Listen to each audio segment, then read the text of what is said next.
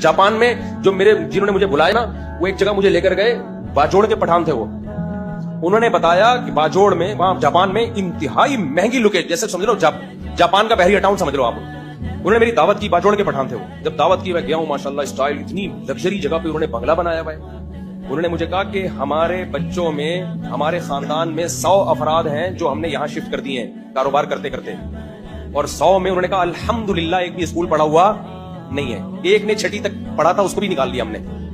गलत नहीं है, स्कूल भी पढ़ना चाहिए, मैं उनकी बात कर रहा हूँ। सबको बिजनेस में लगाया है, 100 अफराद सेटल हो गए वहां पे।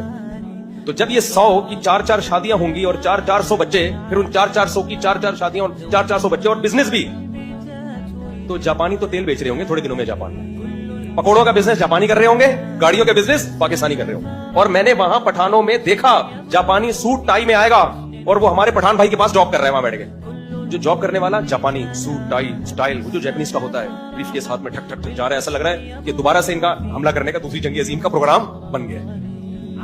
भूल गए कि एटम बम क्या होता है। स्टाइल से जा कहा रहा है, जिसके पास आया वो मेरे मेजबान थे। उनकी शलवार आधी यहां तक और आधी, स्टाइल वही पेशावर वाला, वो बाजोड़ वाला स्टाइल। मैंने कहा शायद आप इसके पास जॉब कर रहे हैं। उसने कहा नहीं भाई, ये मेरे पास